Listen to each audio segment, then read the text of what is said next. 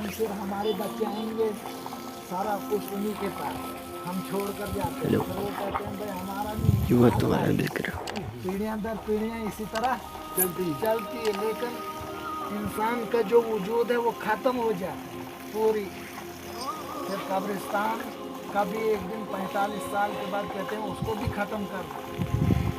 इंसान की कहाँ हड्डियाँ तक भी नहीं, कुछ भी नहीं बचते हैं, क्या है इंसान की ज़िंदगी, कुछ भी है ना।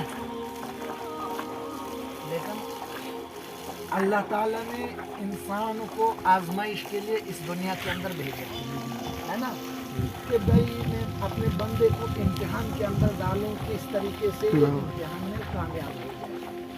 किसी को कोई तकलीफ देता है, किसी को कोई दुख देता है ना? किसी को गरीबी के अंदर मुब्तला कर देता है, किसी को अमीरी के अंदर मुब्तला कर देते हैं। लेकिन ये अल्लाह ताला के एक निज़ाम है। अल्लाह ताला के मासूम बंदे पैगम्बर अलैहिस्सलातु वस्सलाम, उनको अल्लाह ताला ने आज़माया। इब्राहीम अलैहिस्सलातु वस्सलाम को अल्लाह ने बड़े बड़े 4 इम्तिहानात दिए, 4 बहुत बड़े बड़े इम्तिहान। उनमें से सबसे जो कठिन इम्तिहान था कि वो उसने बुतों को तोड़ा, उनका सत्यानाश किया। अल्लाह ताला ने और फिर कहा कि औलाद को ज़िबा करो, कुर्बान करो, है?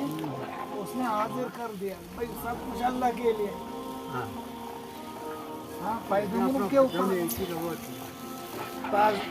के ऊपर आजमाइश आई तो हम कौन से किस खेत में। लेकिन ये है कि कहते हैं लाइन शकरतुम लाज़ीदन्नकुम व लाइन कफरतुम इन अज़ाबी लशदीद। लाइन शकर तुम जो भी मेरी नियामत के अंदर शुक्रगुजार करेगा, जितना शुक्रिया करेगा, है? अगर हम गरीबी की हालत में हैं तो हमें अल्लाह से शुक्र करना है, अल्लाह जिस हाल पर आपने रखा है तेरा शुक्र है ना, जिस हाल पर आपने हमको छोड़ा है तेरा शुक्र है ना, जिस गरीबी में छोड़ा है अल्लाह तेरा शुक्र है। और अल्लाह ताला इसमें इजाफा कर दिया, चावल जमा करने आया हूँ। वलइन कफरतुम इन अज़ाबी लशदीद, और जो नाशुक्री करता है उसको मैं अज़ाब में